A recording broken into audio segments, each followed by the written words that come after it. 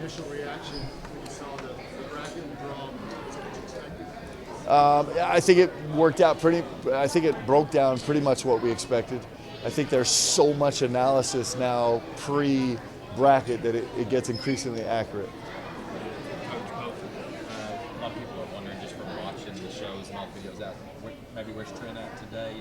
Yeah, Trent's sick. He was feeling really under the weather. We think it's a 24-hour deal. But we FaceTime him in for our film session today, and it was true. He was not out at the club. He looked miserable. So. Mark, to have the off back, now that you got that news, how much will that affect you guys and your confidence at the start? It matters. It just matters. He's a veteran. He's been through it at the highest level.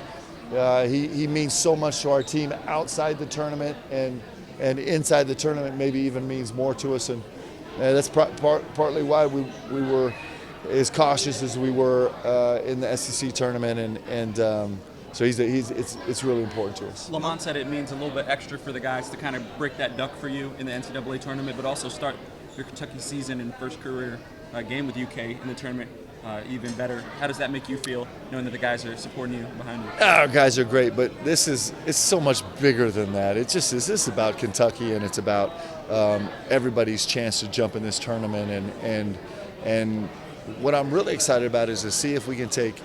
This team has been through it in an amazing way, and their resilience has been incredible. Today, when you look at the analytics with the whole season wrapped up, we were 355th in the country in minutes continuity this season. That's an insane number. And to do it in this league, in the SEC, as a brand new group that's never functioned together, what these guys have accomplished already is really incredible. And so hopefully, what I'm excited about is seeing how much we can take these lessons in the postseason into the NCAA tournament, and what will the dividends be. It's going to be really exciting to see. Was there an exhale on your part when BYU popped up? And I know this table behind me just went. Actually, I love BYU. I love that place. I think it would have been really, I'm all about the drama. Like, I love it. And so, and plus, I love those kids that are there. I got to coach a lot of those kids and have so many friends there. So that would have been really fantastic. It didn't work out. Not everything works out all the time, but it's still going to be an epic NCAA tournament. Speaking of drama, what do you make of Coach P and Coach Cal potentially playing in the second round in Providence? Listen, if I know anything about Coach P, he wants all the smoke, man. He wants all the smoke. Bring it. So, it's so competitive. I mean, every single round is so competitive. Every single team, whether there's a 16 by your name or a 1, these are all championship caliber teams.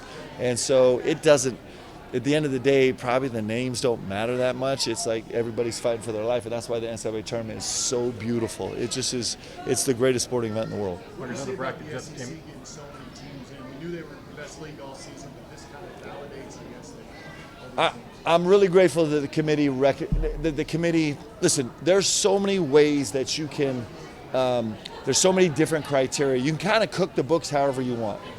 But this is a season like no other. If you just take the freestanding non-conference success rate, there's never been a league that's performed at this level in non-conference competition.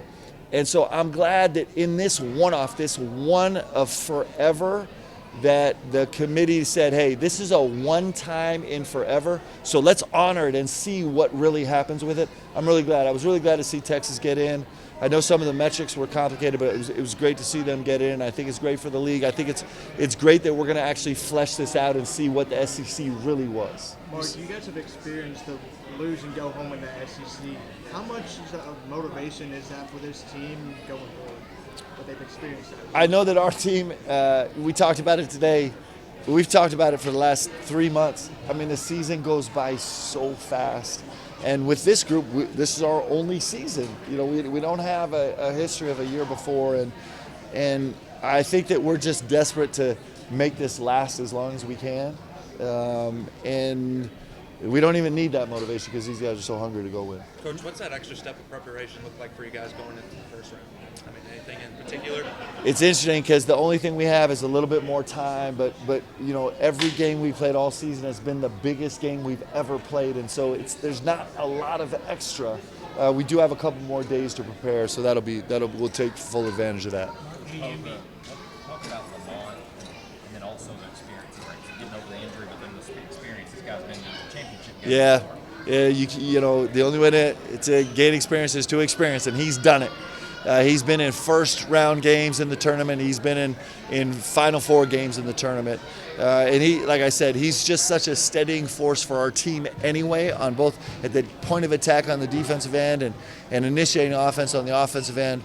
And you add in his experience, he's a difference maker for us. Another bracket just came out. Do you have any familiarity with Troy just over the years, or anyone affiliated there? Well, I've seen them a little bit this year. I think they're the number 7 steals team in the country. They're one of the top 20 or 30 offensive rebounding teams in the country. They're an elite level defensive team.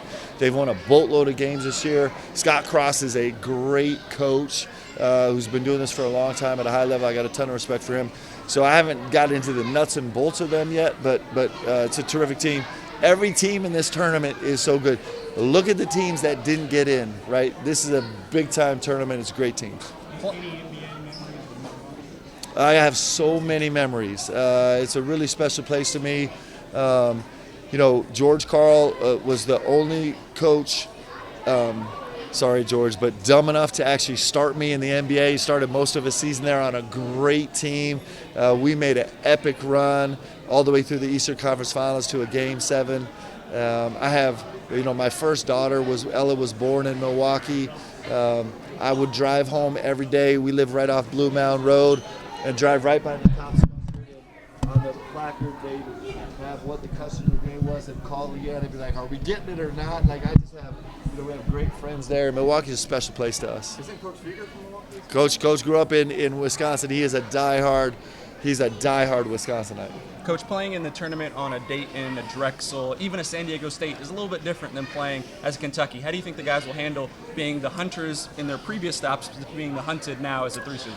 It's like they've been hunted every single second of every single minute of every single hour they've been here in Kentucky. So in that sense, it's nothing new. This is why you come to Kentucky. It's why you come here, and I think our guys understand the challenge. I think they're excited about it. I think that's why they came here, because they want the smoke. Like, bring it, and it doesn't always work. You know, we've had some of the most epic wins ever here. We've accomplished things that have never been accomplished by a Kentucky team before, and we've also taken some hits, and we want it all. And so I think our guys just we want to go figure out how to win. We want to go find a way to go win this NCAA tournament. We can't wait to get at it. You mentioned the motivation earlier, and you said Friday night that you kind of wanted that loss to linger. You wanted that to soak in before they moved on. How do you feel about the way that they kind of took that in and what you've seen from these last 48 hours? Well, I'm glad none of you were there Saturday morning. And Saturday morning was super therapeutic for us. Friday night was really, really hard. Saturday morning was really, really hard. And you go through a grieving process, and you do. And you know, there's so many things that I'm not good at. I'm not a good loser. I'm just not good at it. I'm not mature about it. And it hurts, man. It hurts. And it hurt our guys. It hurts our guys. And our guys were literally hurt also, and emotionally hurt.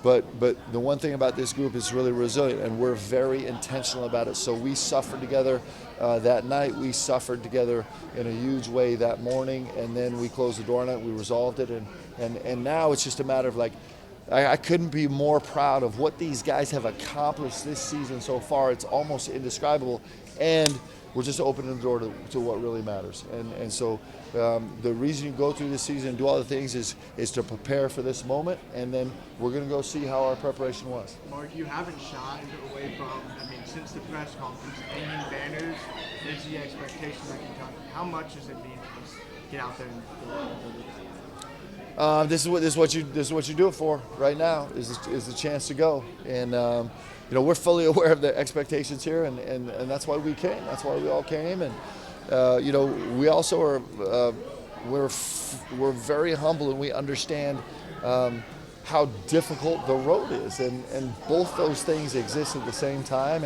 That's why it's such a beautiful challenge. And we'll spend the next, the next 5 days laser focused on one thing, and that's Troy, and try to figure out how to beat him. Mark, how are you handling the fact that you're in the hunt for your first win in the NCAA tournament as the head coach? It just doesn't really matter. Like, that doesn't even register for me. It's like, guys, if this is about me, then it's just dumb. Like I didn't come to Kentucky to make this about me. Like, I actually have no interest in me. I have interest in our team. I have interest in this program. I have interest in this tradition.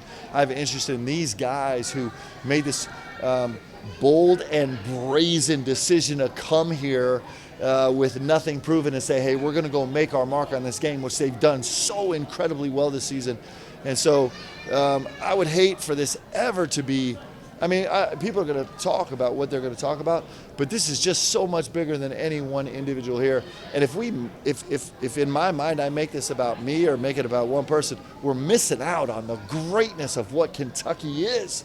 Because this is the community. This is the biggest community in sports, and it's way bigger than that. I'm not trying to be dismissive. I'm just like, of all the things that matter, that doesn't matter.